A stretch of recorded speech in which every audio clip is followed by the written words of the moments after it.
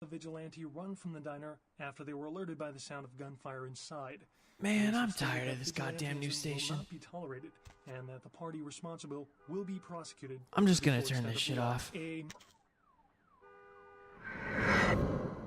Man, I'm like a vampire with all these cool powers and stuff, but I feel like I'm going through the same motions like all the time.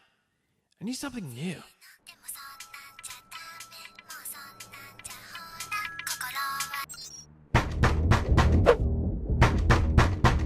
What the?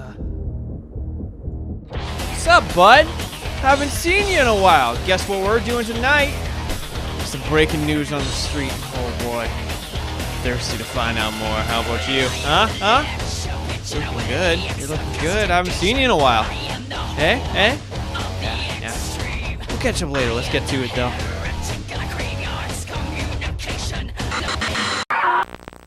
So what's here? Vampire the Masquerade Bloodlines 2. I have been waiting for so long for this game to exist. And it's finally here. And I thought it would be a good idea to get dressed. A little fancy, you know? Set the mood a little bit. So obviously the game's publisher, Paradox Interactive, published many games, Cities, Skyline, Pillars of Eternity, and a few others. And Hardsuit Labs will be the guys and girls developing this game in Seattle. That's all we need to know right now. There was a keynote speech after the initial trailer reveal, and we'll look at that a little bit too. I want to look at the website a little bit because there's some cool information on here, and I think this would be add some really cool context before we actually look at the cinematic trailer. Victim of the mass embrace. Thrown into a dark and unforgiving world, enter the night as one of several humans inexplicably attacked in the mass embrace. Suddenly thrown into the dangerous and ruthless world of vampire politics in Seattle. Tensions between the factions are at an all-time high, and this unsanctioned attack throws the status quo into chaos. An inquest is called to get to the bottom of this mystery, and you're the star witness, whether you like it or not. Blood in the streets. As one of few free agents in this town, you will choose a side and play an important role in the factional war of the blood trade. But can your allies answer why you were made? Who's pulling the strings? And who your real enemies are? Or will you be more concerned with getting ahead among the vampire elites? The choice is yours. Announcement trailer, 2019 reveal. Sign up for the newsletter. Alright, we're dressed appropriately. The mood is set. I haven't actually watched the cinematic trailer yet. I'm excited to. So let's jump into it.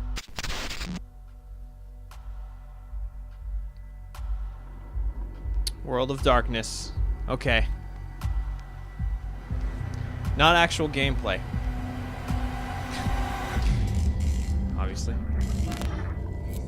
This city will bleed you dry. Pause. Okay, I just want to say something right away. The vibe I'm getting from the music feels different. It feels like they're going for a more modern setting, less edginess, which I'm not necessarily opposed to. I'm going to say this, though. I love my edginess when it comes to Vampire the Masquerade Bloodlines in particular. I hope the edginess and the gothic, like, nature of the game still remains intact. You're young. You'll fight over scraps. Safety is bought with blood.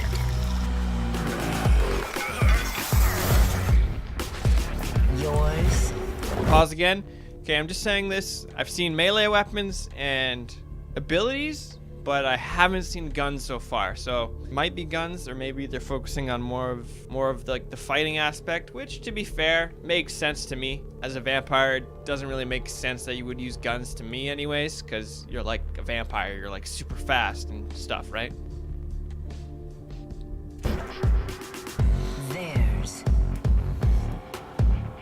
Ours.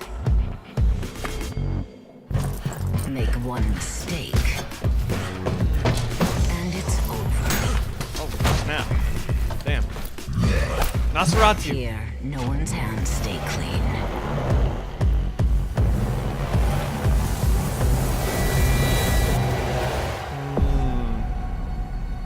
Okay. come to despise it Big city. as much as I do. What's that? Okay. But I've waited so long to see it again. Vampire. The Masquerade.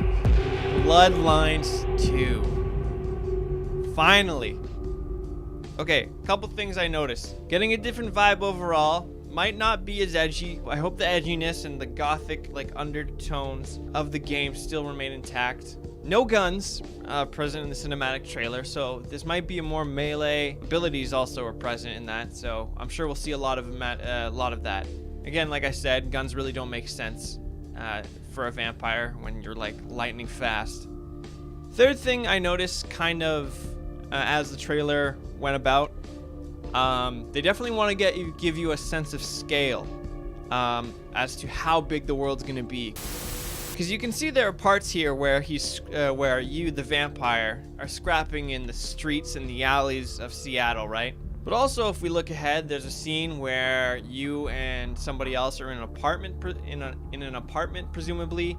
And then we also see we're in a super tall building closer to the end of the trailer, also. So, yeah, I think they really wanted to present that there's going to be scale to this game, and the map might end up being very large, which would be really cool, actually, if there's a lot to explore and go about discovering in this new Bloodlines Seattle, right? That could be really cool. That being said, I'm going to take a minute to go over the keynote talk and see what they have to say, and I'll come back with some notes and I'll just go over them for you.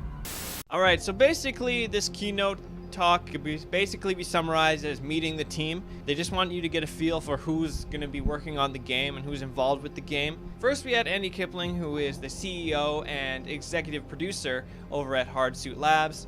Next to him, we had Kara Ekusib, narrative designer. And next up, we had Brian Mitsoda, who I'm sure many of you are familiar with, being fans of the original Bloodlines game. You probably know who he is and his level of involvement with the game. For those of you who don't, obviously Mitsoda is going to be the narrative lead on this successor. For good reason, obviously. He was the original narrative designer and lead writer for Vampire the Masquerade's Bloodlines. A summary of Hardsuit Labs could basically be: your boy Andy's been a developer since 2002, and the studio he's working at previously closed down in 2014, and himself and an unnamed partner went to each other and said, hey, let's make a studio.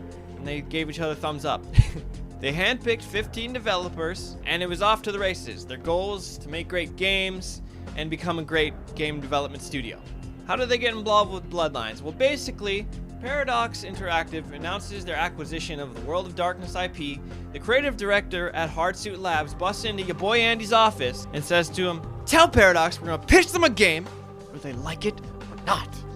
Kara went on to basically say, hey, you like Bloodlines? Good, because this is a direct successor to that game, and it's gonna have all the bells and whistles. It's gonna feel exactly like Bloodlines, or what you would expect from a modern Bloodlines game.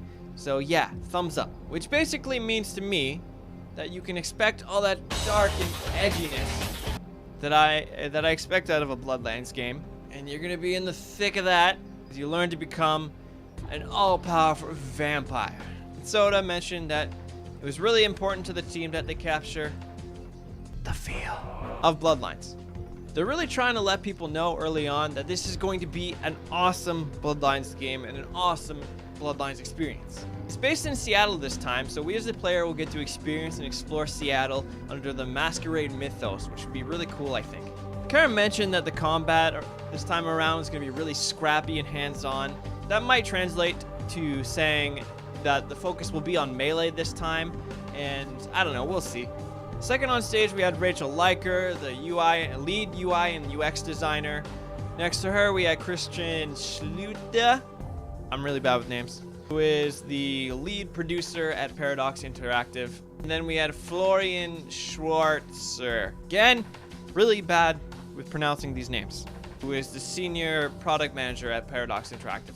One thing they all wanted you to know, and they kept reiterating, is that everyone working on this game is a fan of the original Bloodlines series.